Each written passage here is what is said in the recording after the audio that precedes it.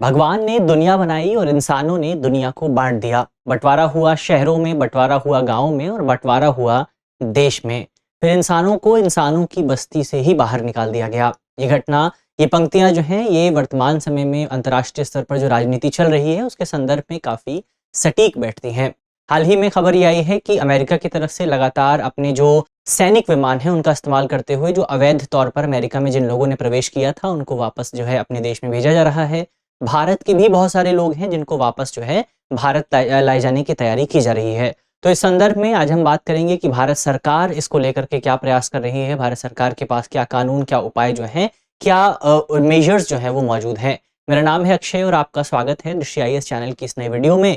इसी वीडियो के साथ, इसी नोट के साथ वीडियो की करते हैं शुरुआत और सबसे पहले एक बार वीडियो की रूपरेखा को समझ लेते हैं। तो वीडियो की यदि आप बात करें, सबसे पहले बात करेंगे खबर को लेकर के कि खबर क्या है आपका, क्या पूरी चीजें जो हैं हमारे सामने निकल करके आई हैं। इसके बाद ये जो पूरा मामला है, यहाँ पर जो खबर चर्चा में आई है वो आई है क्योंकि जो एक हाउस पैनल है उस पैनल की रिपोर्ट बताती है कि सरकार जो है इस संदर्भ में एक जल्द ही कानून लाने पर विचार कर रही है। कानून का नाम है ओवरसीज मोबिलिटी सुविधा और कल्याण विधेयक 2024। तो ये कानून क्या है, कानून के उद्देश्य क्या है, उस पर बात करेंगे। फिर इस संबंध में हमें माइग्रेशन को लेकर के कानून बनाने की जरूरत क्यों है उसको भी समझेंगे कि यहाँ पर हमें कानून क्यों चाहिए, उस पर विचार करेंगे। इसके अलावा भारतीय प्रवासियों के लिए सरकार किस तरह की पहल कर रही है, सरकार के क्या प्रयास हैं, उन पर बात करेंगे। अंत में निष्कर्ष पर भी चर्चा होगी और एक प्रश्न भी होगा जिस प्रश्न का जवाब आप कमेंट बॉक्स में दे सकते हैं। इसके अलावा ये जो पूरा टॉपिक है आपका जेएस पेपर 2 से जुड़ा हुआ है, आप इसको भारतीय राज्य व्यवस्था और अंतर्राष्ट्रीय संबंध के सेगमेंट से जोड़ करके देख सकते हैं।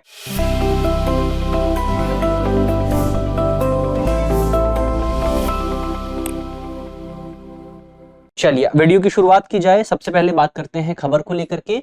तो खबर की यदि आप बात करें, खबर तो हम देख ही चुके हैं कि अमेरिका के जो नए राष्ट्रपति हैं, नवनिर्वाचित राष्ट्रपति हैं, उन्होंने अमेरिका से सभी जो अवैध नागरिक, अमेरिका में जिन लोगों ने अवैध तरीके से प्रवेश किया है उनको अमेरिका से बाहर निकालने के लिए एक बहुत बड़ा अभियान चला रहे हैं। तो अब इस अभियान के हिस्से के तौर पर दुनिया के अलग अलग देशों से जिन लोगों ने अमेरिका में प्रवेश किया है उनको वापस जो है उनके देश में भेजा जा रहा है। ट्रंप 2.0 प्रशासन के तहत भारत के जो लोग अमेरिका में अवैध तौर पर गए हैं उनको भी भारत जो है वापस भेजा जा रहा है। ऐसे में भारत सरकार एक नया कानून लाने पर विचार कर रही है। इस कानून का नाम है ओवरसीज मोबिलिटी सुविधा और कल्याण विधेयक 2024। ये जो विधेयक है, ये विधेयक मुख्य तौर पर विदेशों में जो भारतीय नागरिक रहते हैं, चाहे वो अवैध तरीके से रहते हों चाहे वैध तरीके से रहते हों, उनके प्रवासन के लिए, उनको सुरक्षित वहां पर रखने के लिए, उनको जो है उनकी सुरक्षा सुनिश्चित करने के लिए सरकार इस कानून के माध्यम से एक कानूनी ढांचा जो है, एक लीगल फ्रेमवर्क जो है वो प्रदान करना चाहती है। तो इसके लिए सरकार जो है इस कानून को लाने पर विचार कर रही है। बैकग्राउंड की यदि आप बात करें तो इस संबंध में एक रिपोर्ट सामने आई थी, रिपोर्ट जारी की गई थी संसदीय स्थायी पैनल, विदेश मामलों पर जो संसद का स्थायी पैनल है उसकी तरफ से। और इस पूरे जो पैनल है इसको आप याद रख लीजिएगा, एक इंपॉर्टेंट फैक्ट है कि विदेश मामलों पर जो संसद का स्थायी पैनल है उसकी अध्यक्षता करते हैं कांग्रेस के सांसद शशि थरूर। तो ये पॉइंट आपको याद रखना है। और रिपोर्ट में कहा गया है कि हमारा पुराना वाला जो माइग्रेशन कानून है जिसका नाम है अप्रवासन अधिनियम, तो ये जो हमारा माइग्रेंट एक्ट है, इस पूरे एक्ट को रिप्लेस करने के लिए, पुराना वाला 1983 में आया था, तो 1983 के इस कानून को रिप्लेस करने के लिए सरकार जो है एक नया कानून लाने पर विचार कर रही है। तो ये ओवरऑल आपकी खबर हो जाती है जिस खबर पे हमने चर्चा की। अब कानून है क्या, कानून में क्या इंपॉर्टेंट पॉइंट्स आपको मिलेंगे, क्या उद्देश्य हैं, उन पर यदि आप बात करें। सबसे पहले कानून के उद्देश्य यदि आप देखें तो 1983 के अप्रवासन अधिनियम को नई व्यवस्था के तहत ढालने के लिए, उसमें कुछ बदलाव करने के लिए इस कानून को पेश किया जा रहा है। तो मुख्य तौर पर ओवरऑल विदेश में जो लोग नौकरी करते हैं, विदेश में जो लोग रहते हैं, उनके प्रवासन को आसान बनाने के लिए, उनकी सुरक्षा सुनिश्चित करने के लिए, क्योंकि कई बार आपको इस तरह के मामले भी देखने को मिलते हैं कि जो लोग विदेशों में रहते हैं, खासतौर पर जो लोग वेस्टर्न कंट्रीज में रहते हैं, उनको डिस्क्रिमिनेशन का सामना करना पड़ता है, उनको रेसिज्म का सामना करना पड़ता है। बहुत सारी खबरें इस संबंध में आती हैं कि भारतीय लोगों की जो है विदेशों में हत्या कर दी जाती है। तो इन तमाम घटनाओं से भारतीय नागरिकों की सुरक्षा सुनिश्चित करने के लिए ये कानून में नए प्रोविजंस ऐड किए जाएंगे। वहां पर जो लोग रह रहे हैं पहले से, जो लोग पहले से वहां पर रहते हैं, उनकी सुरक्षा सुनिश्चित करने के लिए, इसके अलावा उनके लिए एक नियमित ढांचा सुनिश्चित करने के लिए सरकार इस कानून को लाने पर विचार कर रही है और इस संबंध में मंत्रालय द्वारा जो है चर्चा की जा रही है।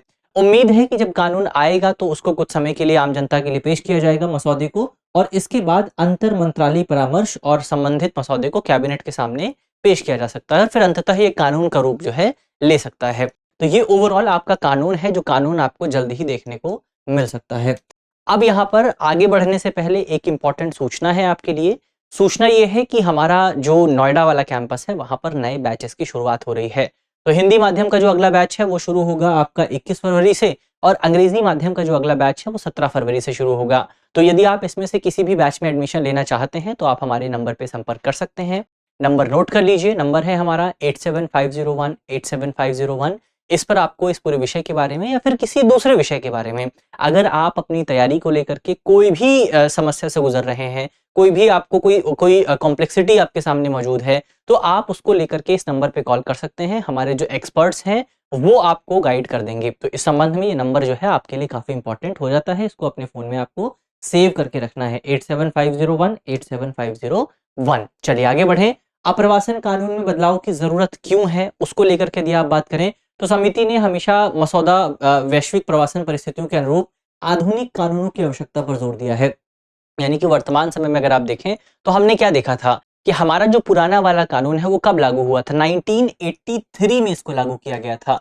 और 1983 के बाद से यदि आप देखें तो परिस्थितियों में आपको बहुत ज़्यादा बदलाव देखने को मिले हैं। परिस्थितियां जो है वो बहुत चेंज हुई हैं, नए नए डेवलपमेंट आपको देखने को मिल रहे हैं। उस समय क्या था कि आपका ग्लोबलाइजेशन जो है धीरे धीरे बढ़ रहा था आगे, तो अलग अलग देश आपके जो माइग्रेंट्स थे या उस समय इतना बड़ा ट्रेंड नहीं था, तो उस समय जो स्थानीय लोग थे वो माइग्रेंट्स के प्रति इतने ज्यादा गुस्सा नहीं रहते थे या उनके पर मन में एक आपको संघर्ष की स्थिति देखने को नहीं मिलती थी। लेकिन अब धीरे धीरे जैसे जैसे ग्लोबलाइजेशन के नेगेटिव इम्पैक्ट हमारे सामने निकल करके आ रहे हैं, लोगों को पता चल रहा है कि ग्लोबलाइजेशन की वजह से जो स्थानीय लोग हैं उनके लिए संसाधनों का अभाव हो रहा है। तो इसकी वजह से जो आपके माइग्रेंट्स हैं उनके साथ जो अपराध की घटनाएं हैं, उनके साथ जो हिंसा की घटनाएं हैं, वो घटनाएं भी बढ़ती जा रही हैं। तो परिस्थितियां 1983 के बाद काफी चेंज हुई हैं और उन्हीं परिस्थितियों के अनुकूल हमें अपना नया कानून बनाने की भी जरूरत है।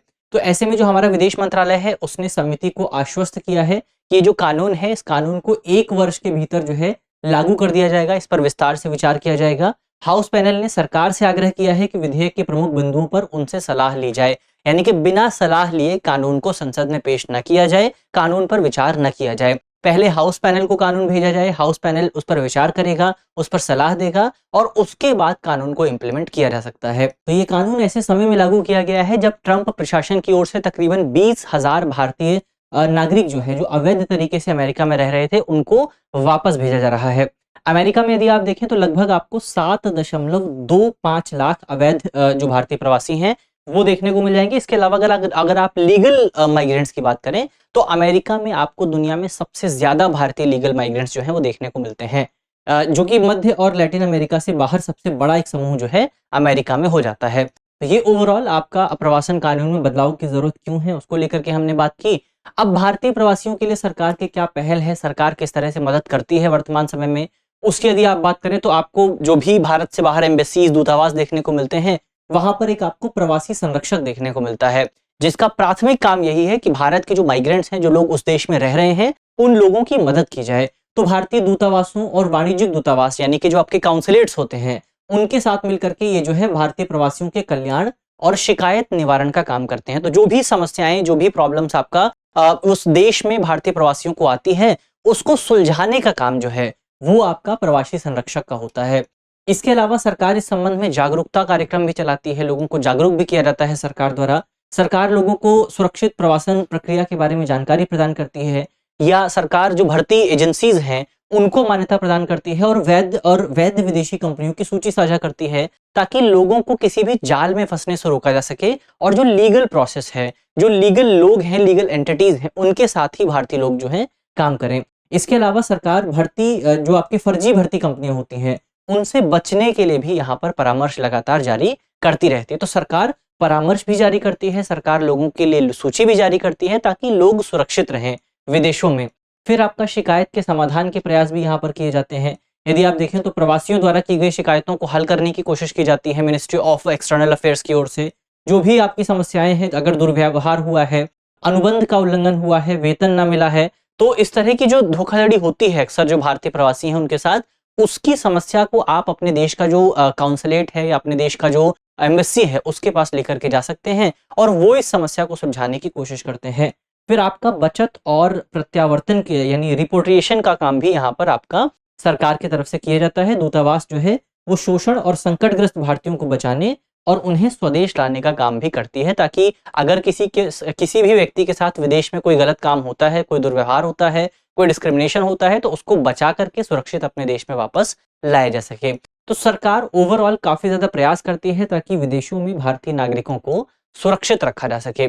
चलिए यहाँ पर अब जो हमारा पूरा करंट का सेगमेंट है वो समाप्त होता है। तो निष्कर्ष के तौर पर आप कह सकते हैं कि अमेरिका से बढ़ते निर्वासन को देखते हुए भारतीय सरकार वैध और सुरक्षित प्रवासन सुनिश्चित करने के लिए कदम उठा रही है और इस संबंध में सरकार जो नया कानून लाने पर विचार कर रही है यानी कि ओवरसीज मोबिलिटी सुविधा और कल्याण विधेयक 2024, ये कानून अपने आप में काफी ज्यादा इंपॉर्टेंट साबित हो सकता है। तो ये इस दिशा में भारतीय जो प्रवासी हैं उनके अधिकारों को सुनिश्चित करने की दिशा में एक इम्पॉर्टेंट कदम जो है वो बन करके सामने आता है। तो ये ओवरऑल हमारा टॉपिक हुआ, जिस टॉपिक पर हमने डिस्कशन किया।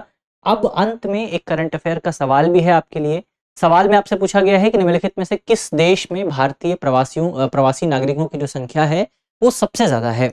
हमारे ऑप्शन है, ऑप्शन ए संयुक्त अरब अमीरात, ऑप्शन बी संयुक्त राष्ट्र अमेरिका, ऑप्शन सी सऊदी अरब या फिर ऑप्शन डी नेपाल। तो इसका सही जवाब क्या होगा वो आपको जल्दी से कमेंट बॉक्स में बताना है। और मुझे उम्मीद है कि इस वीडियो में हमने जितने भी इंपॉर्टेंट टॉपिक डिस्कस किए हैं वो टॉपिक आपको समझ में आए होंगे।